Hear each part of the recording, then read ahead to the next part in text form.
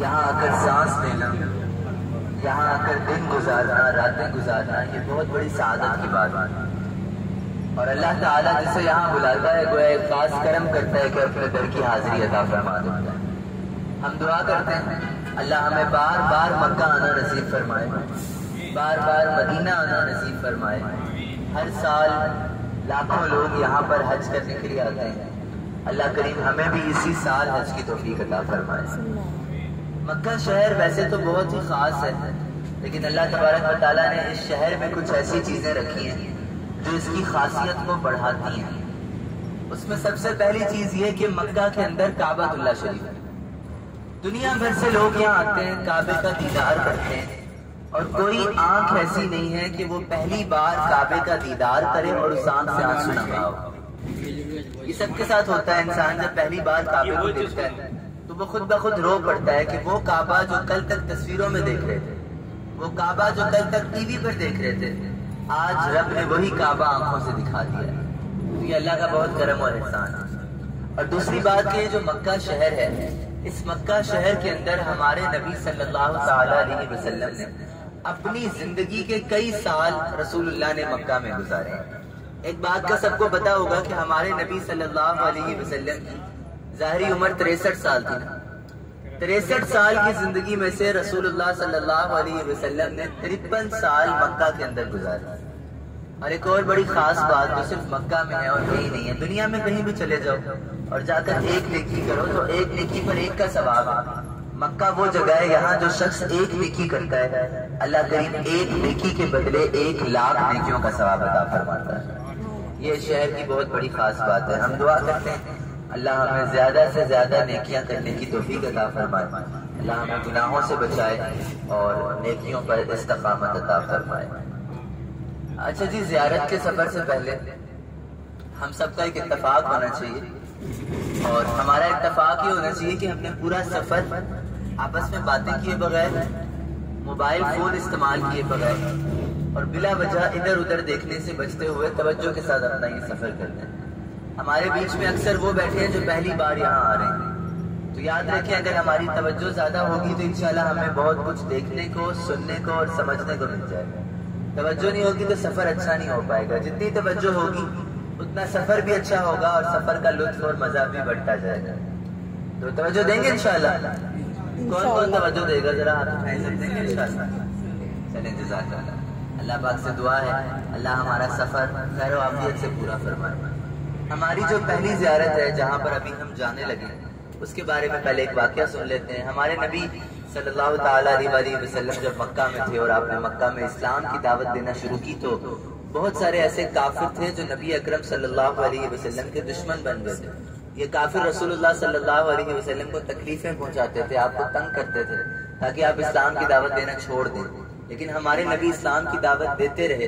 اور پھر ایک ایسا وقت آیا کہ مکہ کے کافروں نے نبی اکرم صلی اللہ علیہ وسلم کو اسلام کی دعوت سے روکنے کے لیے مکہ کے اندر ایک اجتماع رکھا۔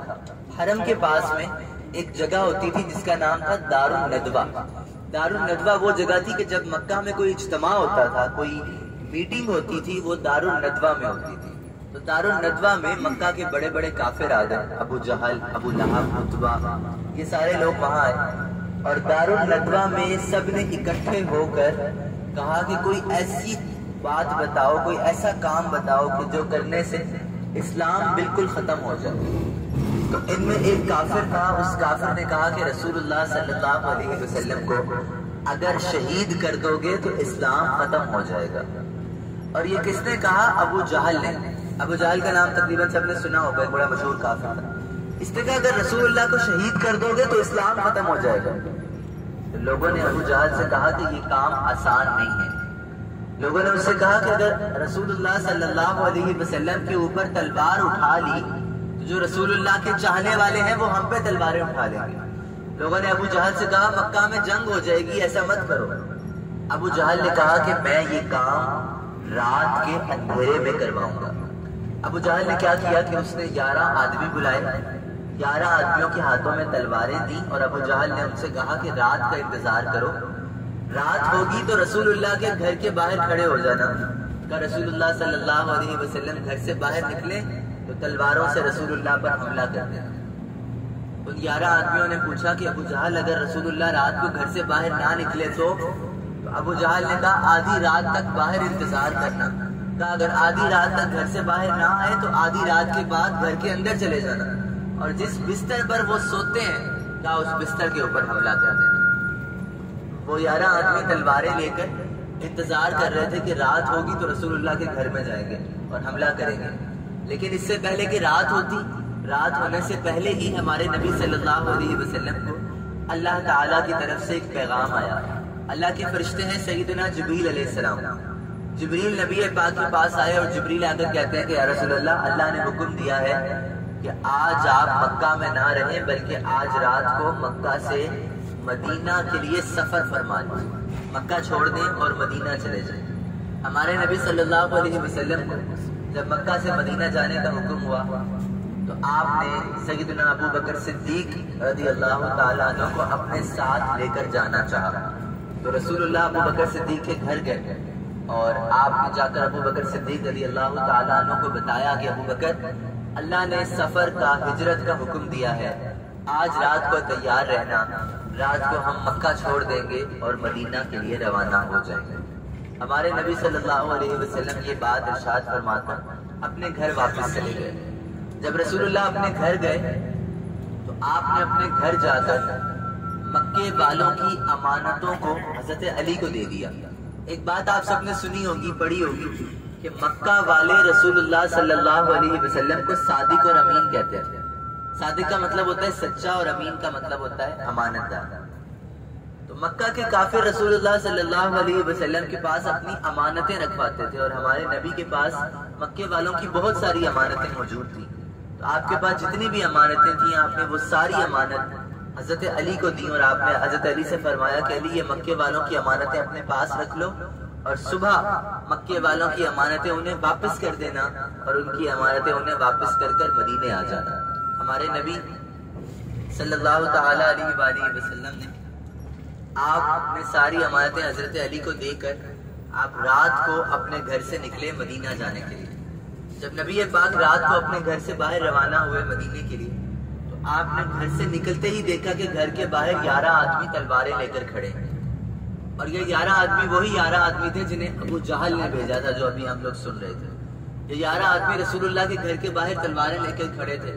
ہمارے نبی صلی اللہ علیہ وسلم جب باہر جانے لگے تو آپ نے سورہ یاسین کی تلاوت فرمائی، اور نبی پاک سورہ یاسین کی تلاوت کرتے ہوئے ان 11 آدمیوں کے سامنے سے گزر گئے۔ اللہ تعالیٰ نے ان 11 آدمیوں کی آنکھوں پر پردہ ڈال دیا، وہ رسول اللہ کو نہیں دیکھ پائے، اور ہمارے نبی صلی اللہ علیہ وسلم مکہ کے شہر سے روانہ ہو گئے۔ اور پھر آپ نے ابو بکر صدیق رضی اللہ تعالیٰ عنہ کو اپنے ساتھ لیا، اور نبی پاک مکہ سے جب روانہ ہونے لگے تو حرم سے تقریباً 5 سے 7 کلومیٹر کے فاصلے پر ایک پہاڑ آتا ہے، اس پہاڑ کا نام ہے جبل سور۔ یہ نام دہرا لیتے ہیں، کیا نام ہے؟ جبل سور۔ اور جبل سور پہاڑ کے اوپر ایک غار ہے، اس غار کا نام ہے غار سور۔ تو ہمارے نبی صلی اللہ علیہ وسلم نے ابو بکر صدیق رضی اللہ تعالیٰ عنہ سے ارشاد فرمایا کہ ابو بکر چلو پہلے جبل سور پہاڑ پہ چلتے ہیں۔ نبی پاک نے فرمایا جبل سور پہاڑ کے اوپر غار ہے، وہاں چلتے ہیں۔ نبی اکرم صلی اللہ علیہ وسلم نے سیدنا ابو بکر صدیق سے کہا کہ ابو بکر وہاں چل کے غار سور میں 2-3 دن رکیں گے، پھر مدینہ جائیں گے۔ تو رسول اللہ صلی اللہ علیہ وسلم اب چلتے ہوئے حرم سے جبل سور پہاڑ کی طرف روانہ ہوئے۔ اب جب ہمارے نبی صلی اللہ علیہ وسلم جا رہے تھے، جبل سور نا حرم سے تقریباً 7 کلومیٹر دور ہے۔ ابو بکر صدیق کہتے ہیں ہم پیدل چلتے ہوئے جبل سور پہاڑ تک جا رہے تھے۔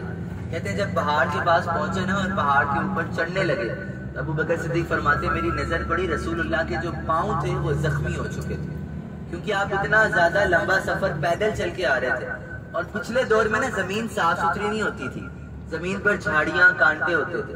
ابو بکر صدیق کہتے ہیں اتنا پیدل چلتے آ رہے تھے نا، زمین کی جھاڑیوں اور کانٹوں کی وجہ سے نبی پاک کے پاؤں زخمی ہو گئے، اور اب پہاڑ پہ چڑھنا تھا۔ لیکن جبل سور پہاڑ کی اونچائی کتنی ہے؟ 5413 فٹ کی اونچائی ہے جبل سور پہاڑ۔ ابو بکر صدیق کہتے ہیں ہم اوپر چڑھنے لگے تو فرماتے ہیں رسول اللہ کے پاؤں زخمی تھے، تو میں نے نبی پاک کو اپنے کاندھوں پہ بٹھا لیا اور رسول اللہ صلی اللہ علیہ وسلم کو ابو بکر صدیق اپنے کاندھوں پر بٹھا کر جبل سور پہاڑ کے اوپر لے کر گئے. حالانکہ یہ 5413 فٹ کی اونچائی تھی، لیکن ابو بکر صدیق اپنے کاندھوں پہ بٹھایا اور آپ نبی پاک کو اوپر لے کر گئے. اور پھر چلتے چلتے جب اوپر گئے اور غار سور میں پہنچے، وہاں کیا ہوا انشاءاللہ وہ بھی ہم سنیں گے.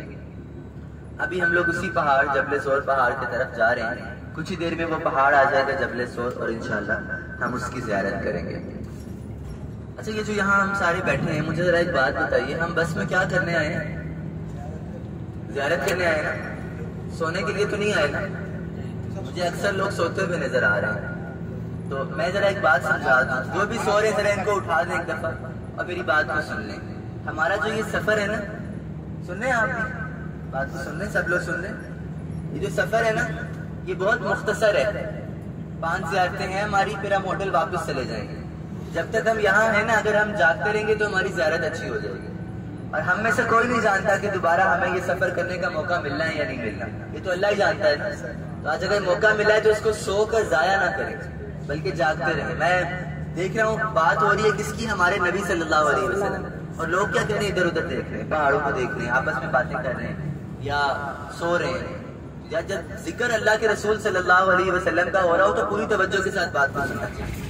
تو میری گزارش ہے کہ اگر آپ جاگیں گے، توجہ ہوگی آپ کی، تو انشاءاللہ آپ کو سفر کا مزید مزہ آئے گا. ابھی جو سو رہے ہیں ان سے پوچھو کہاں جا رہے ہیں، تو انہیں نہیں پتا ہم کہاں جا رہے ہیں. سچ میں انہیں نہیں پتا. ہم لوگ اصل میں جا رہے ہیں جبل سور پہاڑ کی طرف.